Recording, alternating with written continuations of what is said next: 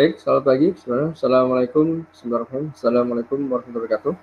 Baik, pada pagi hari ini akan dijelaskan tentang praktikum pembuatan klasifikasi menggunakan tools Orange. Nah, sebelum itu akan saya jelaskan tentang datasetnya. Di sini menggunakan dataset tempat ibadah yang diambil dari data.jakarta.id. Dan ini pun menggunakan data sampling di sini, tidak menggunakan keseluruhan data. Hanya 50 record. Di sini saya menambahkan kolom baru atau menambahkan atribut baru dengan nama kategori tempat ibadah. Nantinya, atribut baru ini akan menjadi suatu kelas atau label yang akan digunakan sebagai prediksi dalam penambangan data. Sebagai acuan adalah kategori masjid diambil dari nama tempat ibadah. Kalau diawali dengan kata masjid, berarti namanya adalah masjid kategorinya. Kalau musola juga saya jadikan masjid secara umum di dalam negara kita, maka tempat ibadah di Indonesia adalah masjid. Lalu kalau gereja juga saya jadikan gereja, gitu. Nanti ada vihara dan seterusnya. Ada beberapa banyak atribut dan nanti akan coba kita lakukan penambangan data untuk membuat sebuah pohon keputusan menggunakan pendekatan arbiter. Sekarang kita masuk dalam Orange.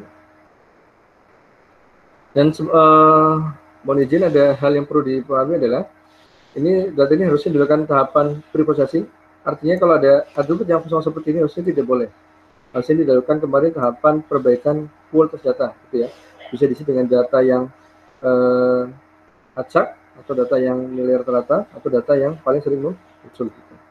Ini saya ambil buat contoh sederhana. Ini dengan data yang acak. Nah, ini seperti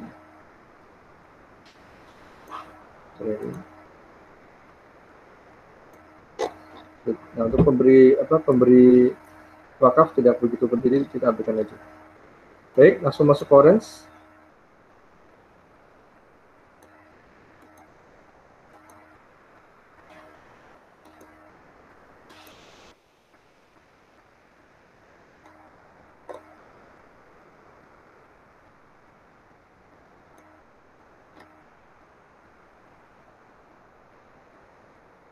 Baik, baru saya tampilkan Orange-nya.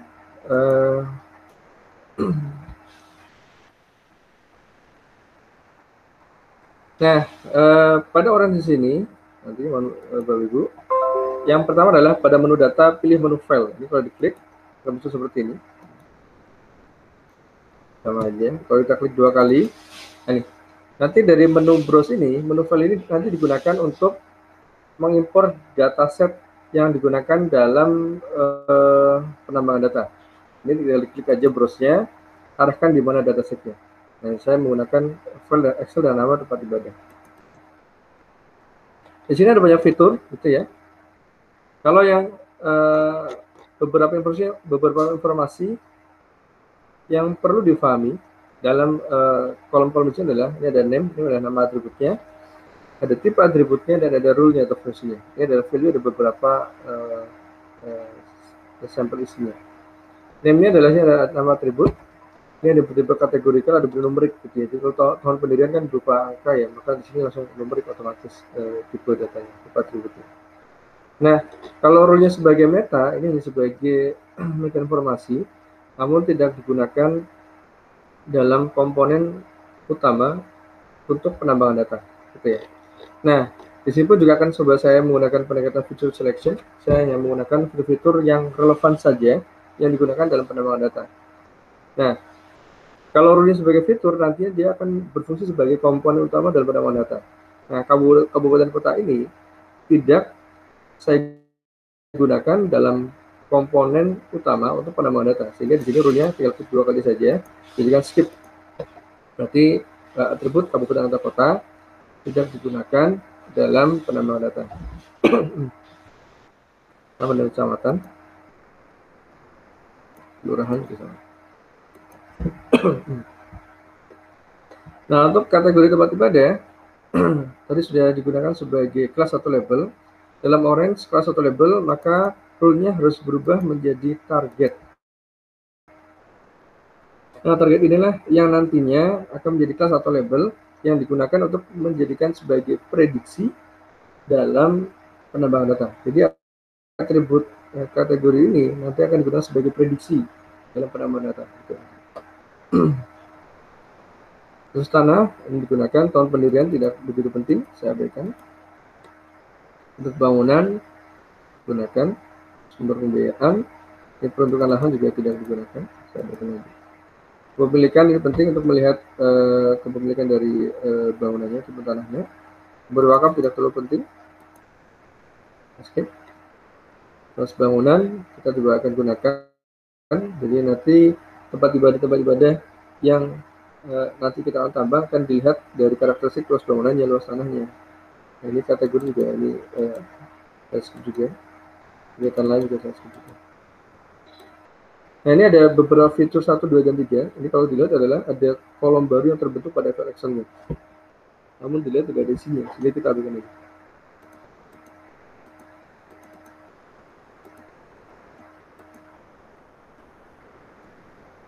Nah, selanjutnya, setelah itu di sini sudah kita siapkan ada kategori tempat ibadah yang dijadikan sebagai target atau label atau kelas. Lalu ada fitur bentuk bangunan, sumber pembiayaan, pemilikan, luas bangunan, luas tanah. Nantinya dataset ini akan bisa kita gunakan pada Kementerian Agama di bagian perizinan tempat ibadah. Jadi kalau ada pihak-pihak yang mengajukan tempat ibadah, kalau nanti mengajukan misal bendera masjid, nanti kalau sudah ada mohon keputusan ini, nanti dapat digunakan sebagai acuan dalam pembuatan keputusan. Oh, kalau misal untuk bikin masjid, misal minimal luas tanahnya di atas 120 meter misal gitu ya.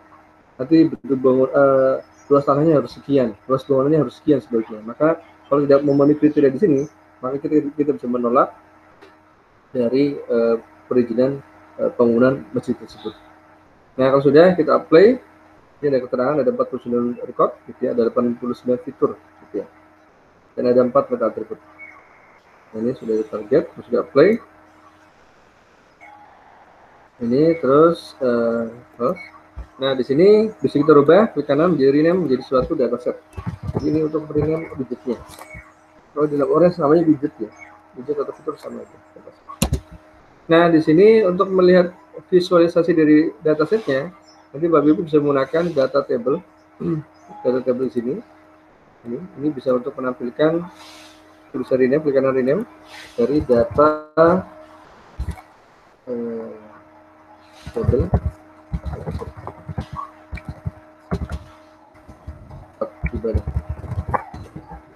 Ini bisa nanti Bapak Ibu ditarik. Nah, kalau diklik 2 kali, ini akan terlihat data Excel yang tadi, datasetnya. Oh, kalau yang di highlight ini adalah sebagai labelnya atau targetnya tadinya. Yang nanti dijadikan sebagai prediksi. Ini ada atribut tempat ibadah, alamat, nomor pengurus, sampai atribut yang terakhir. Nah, tahapan berikutnya di sini dilakukan tahapan pre-processing.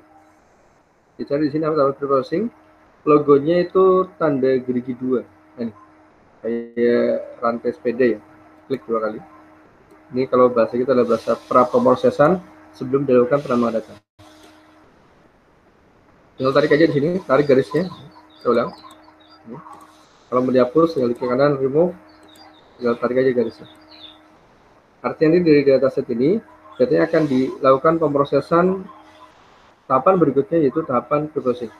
Di sini klik 2 kali. Nah, ini saya menggunakan, ini kalau asli seperti kosong, kita menggunakan input missing value. Jadi ada 3 pendekatan, seperti yang tadi di slide yang sudah saya jelaskan sebelumnya. Kalau average berarti akan diisi dengan nilai rata-rata dari atribut tersebut, ya. Atau most berarti diisi dengan nilai yang paling sering muncul. Kalau replace with random, kalau ada satu atribut yang kosong pada satu record, akan diisi dengan nilai secara acak. Kalau remove row berarti kalau ada satu record yang berisi atribut dengan value yang kosong, atau ada nilai yang kosong pada satu kolom, maka record tersebut akan dieliminasi. Nah, sesi dengan replace with random, gitu ya. Kalau untuk melihat perubahannya bisa diklik data table-nya. Nah, tarik lagi untuk melihat hasil perubahan pre-processing-nya. Kita bisa jadi dengan hasil pre-processing. Ini terlihat perbedaannya. Kalau di dalam dataset yang sebelumnya, ini pada bentuk bangunan ini ada yang tanda tanya di sini. Ini baris 15 terus ada yang tanda tanya, artinya kosong ya. Dan juga nanti ada lagi bentuk bangunan ya, bentuk bangunan dan Iya, bentuk bangunan. Maka kalau kita lihat di hasil preprocessingnya, bentuk bangunan, oh ini sudah nggak ada yang tanya-tanya, artinya sudah diisi dengan tadi nilai secara acak gitu ya tadi. Ini kembali ke kesepakatan, kalau memang dari pihak-pihak stakeholder atau terkait sudah memutuskan kalau datanya kosong, silakan diisi dengan acak, maka kita isi dengan acak. Ini kembali ke kesepakatan dari pembuat keputusan. Kalau misalnya kesepakatan diisi dengan nilai yang rata atau nilai yang paling sering muncul, gitu ya, maka nanti dalam bentuk bangunan ini akan diisi dengan nilai rata-rata atau rata-rata dari kolom atau atribut bentuk bangunan itu apa? Kalau misalnya rata-rata bersih permanen, maka yang kosong akan diisi dengan nilai permanen. Gitu. Nah, berikutnya adalah dari processing ini, tahapan berikutnya dilakukan proses, ya, pastikan.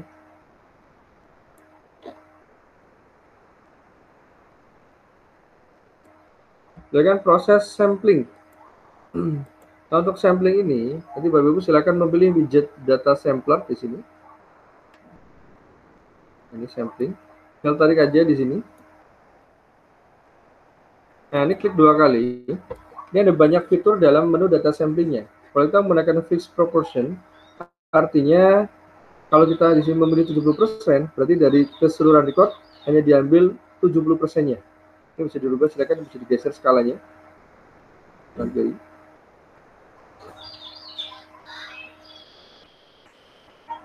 Ini bisa menggunakan 61%. Nah, kalau fixed sample size, ini bisa diisi di sini. Berarti misal dari keseluruhan record saya hanya mengambil 40 record. Berarti kita hanya menggunakan 40 record saja dari data samplingnya. Kalau cross validation, ini yang paling bagus beliau cross validation karena akan diambil secara acak menggunakan 10 fold di sini, 10 subset. Jadi ini dari 100 record misal akan diambil 10 recordnya akan diambil 10 kelompok pertama, 10 kelompok kedua. Artinya kalau misalnya 10 kelompok pertama sebagai sampling, maka ya, nantinya data yang sisanya akan digunakan dalam tahapan data testing. Nantinya ini akan digunakan dalam tahapan evaluation classification atau dalam pengujian klasifikasi seperti ini. Sekarang kita yang paling gampang menggunakan fixed proportion saja, gitu ya. Menggunakan 80%. Tinggal diklik saja. Ini beri 40. Jadi dari 49 record dari hasil penerapan dari teknik fixed proportion ini yaitu menggunakan parameter 81%, artinya berarti hanya tersisa 40 record. Jadi 81% dari 49 record adalah 40 record. Tahapan berikutnya adalah dari sini dilakukan tahapan outliers. Nah, mungkin sebelum di outliers untuk melihat hasil samplingnya bisa dilakukan data table lagi di sini. Nah, ini bisa dirubah.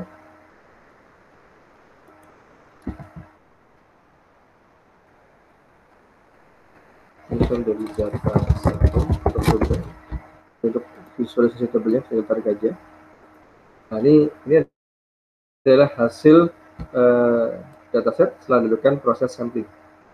Ini artinya ini adalah sampel yang digunakan dalam penambangan data. Baik, berikutnya adalah outliers. Untuk outliers di sini,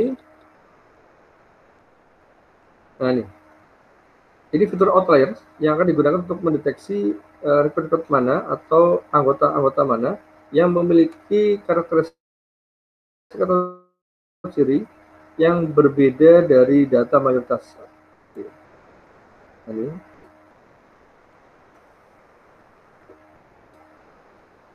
tarik garisnya, jadi sampel. Nah, di sini perhatikan pada outlier di sini,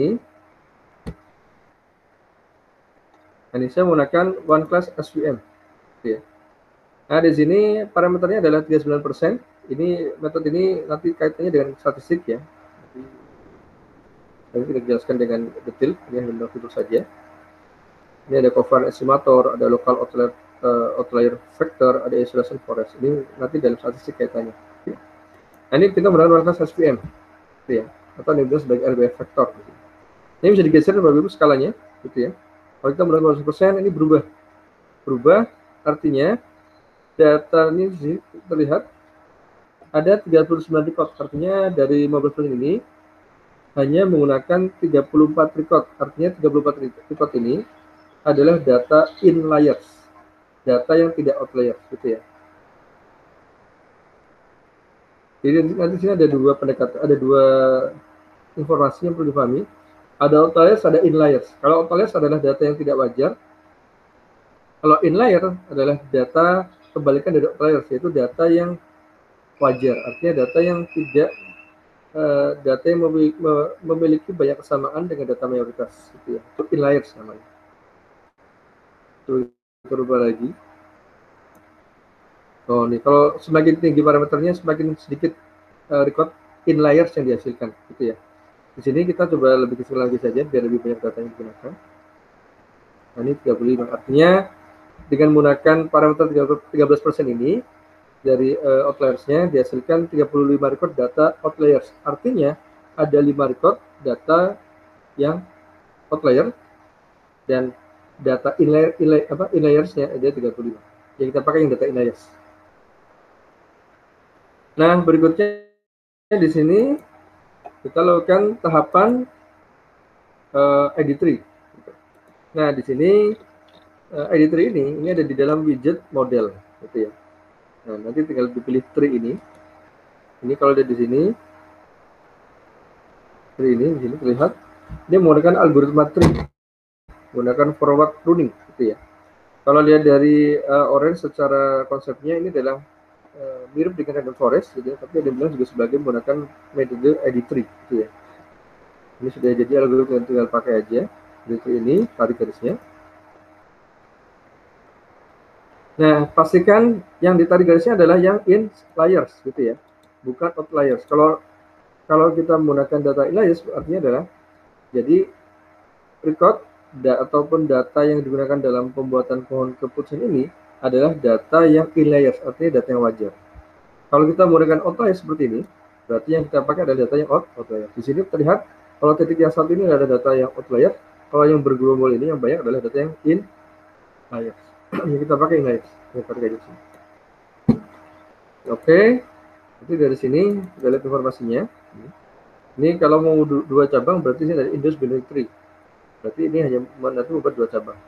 Ini tadi sudah dijelaskan di slide sebelumnya. Minimum number of each leaf ini adalah daunnya atau not turunannya. Ada dua minimal yang terbentuk. Lalu nanti di ini juga split subset scorer. Artinya tidak akan dibuat cabang yang kurang sama dari 5 secara keseluruhan. Lalu limit the maximal tree artinya akan dibuat cabang ke bawah sampai 100 cabang turunan maksimal. Nah, di sini kalau sudah langsung ditampilkan dalam tree viewer. Untuk menampilkan pohon keputusannya, kita cari di sini namanya adalah visualize widgetnya, pilih tree viewer. Tinggal ditarik aja di sini. Nah, ini terlihat di sini. Ini pohon keputusannya. Oh, kalau masjid ini. Nah, di sini ini bisa kita zoom. Kita dapat juga. Ini bisa lihat kedalamannya. Oke. Deep-nya ini bisa unlimited atau bisa tak terhingga. Kalau kita lihat misal sampai 4 level, berarti akan dibuat sampai 4 level saja. Ada level 1, 2, 3, 4. Level 1, 2, 3, 4. Nah, di sini misal targetnya, misal saya akan melihat dari kategori masjid misal, sebagai pohon keputusannya. Nah, ini terlihat di sini. Jadi untuk masjid ini, di sini yang dicek adalah pertama luas bangunannya, atribut yang pertama kali dicek, berarti dia nanti kalau kita menggunakan konsep ID3, nilai G-nya paling tinggi. Kalau menggunakan BDNX berarti nilai G-nya juga paling tinggi. Cek luas bangunannya di sini. Luas bangunannya kalau di atas 99 meter, di sini terlihat kalau dia di bawah 99 meter itu langsung di ACC, gitu ya, langsung 100%. Artinya kebayang itu masjid ya. Cuma kalau yang di atas 99 meter itu ada kemungkinan belum semuanya karena masjid semuanya, sehingga akan dicek luas tanahnya di sini. Luas tanahnya di sini kalau yang di atas 84 meter itu akan dicek lagi luas tanahnya di sini. Nah, di sini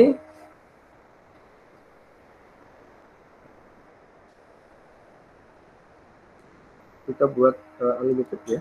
Ini dia. Jadi di sini akan dicek luas bangunannya, gitu ya. Lalu dicek luas tanahnya.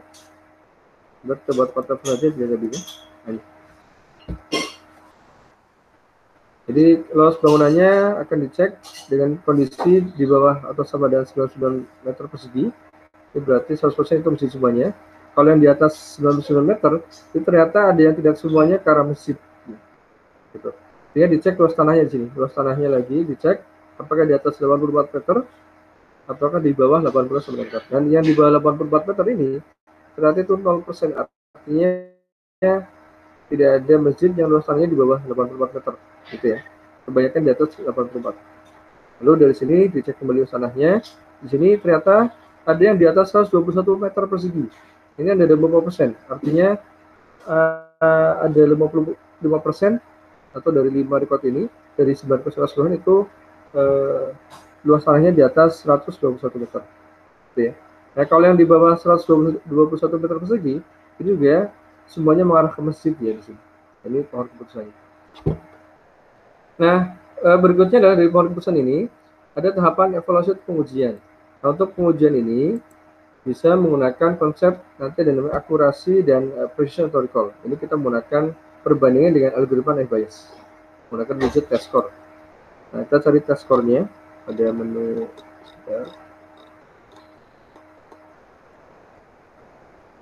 ini di menu evaluate di sini.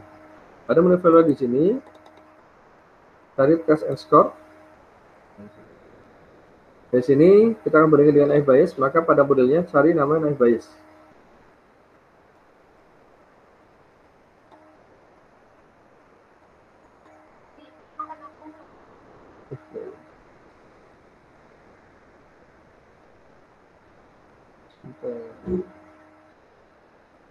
Oh, ini naive Bayes.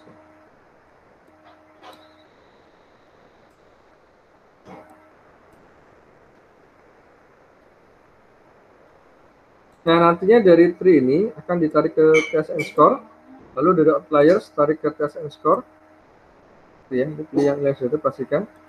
Lalu untuk naive Bayes-nya juga ditarik dari outliers, ini pastikan di outliers data. Nanti dari sini tarik ke test and score. Nah, berikutnya dari test and score ini akan dihubungkan dengan confusion matrix. Ini ya, di evaluation masih confusion matrix.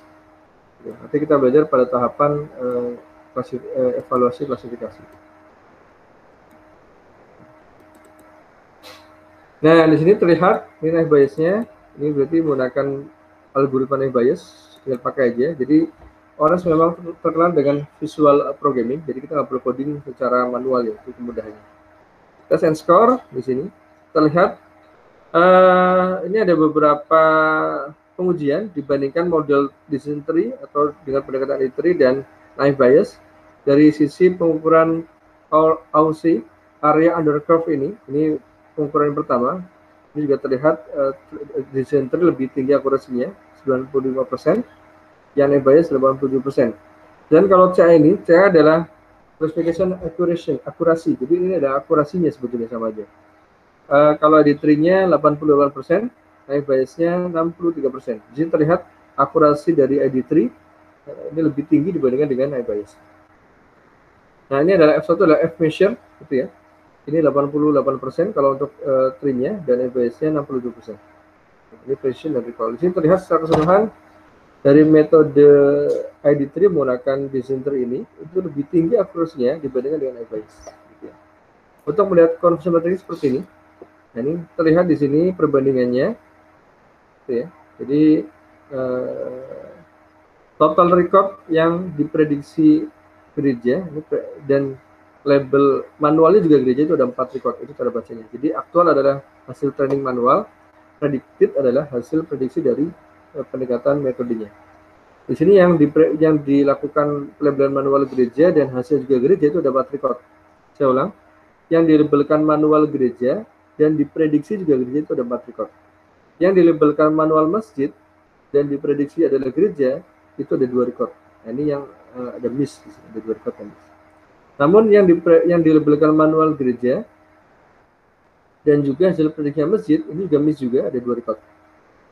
Dan yang paling akurat di sini yang dilabelkan manualnya masjid dan diprediksi juga masjid juga, berarti kita melabelkan masjid, hasil prediksi juga masjid juga, itu ada 27 record.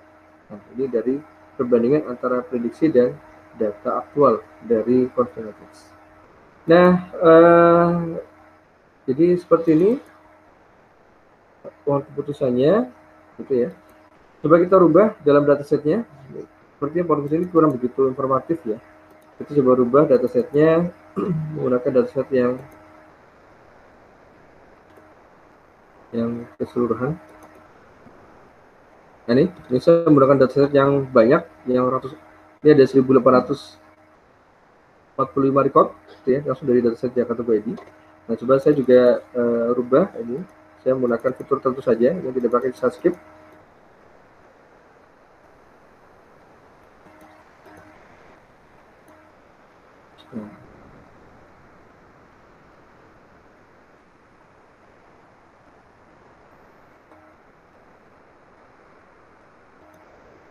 Subscript. Mereka subscript.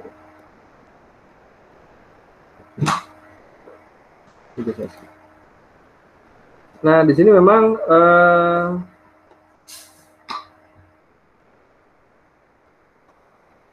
luas tanah saya jadikan ini, kalau mau luas tanah jadikan ini berarti kategori religion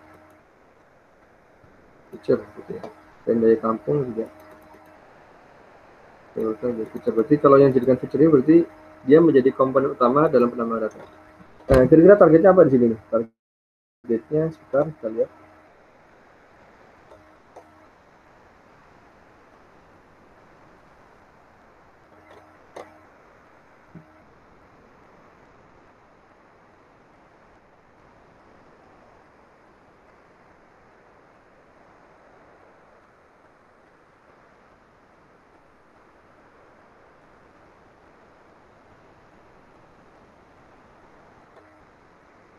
Misal kita melihat kepemilikan sebagai target ya. Coba aja, jadi nanti kita melihat tempat WD ini itu kelasnya itu kepemilikannya siapa gitu ya, labelnya. Play. Ini ada sebuah error di sini. Nah, ini namanya adalah error. Category variable with di atas status value may decrease performance. Kita lihat sebentar. Coba ini kita skip aja. Yang masih bisa skip. Sepertinya errornya dari atribut daya tampung dan urusan. Coba saya apply lagi. Nah, udah kan, udah ada error gitu ya. Oke.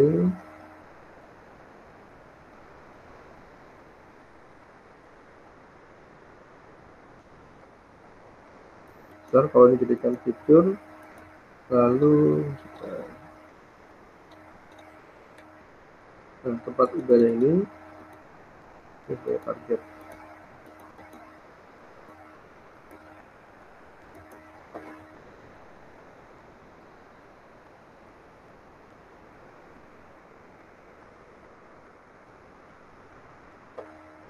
Baik, Bapak Ibu, ternyata saya harus membuat label atau atribut baru untuk dengan targetnya. Ini kalau nggak ada jadi error seperti ini. Jadi memang saya langsung import manual dari dataset aslinya, ternyata jadi error. Kenapa? Karena ternyata dalam dataset aslinya belum ada suatu atribut yang menjadi kelas atau labelnya. Ini jadi error di sini. Baik, itu aja Bapak Ibu untuk hari materinya. Jadi ikutin materinya tadi, yang Excel yang pertama saja. Ya, sudah ada kategori atau tidak ada. Baik, semoga bermanfaat. Sekian. Assalamualaikum warahmatullahi wabarakatuh.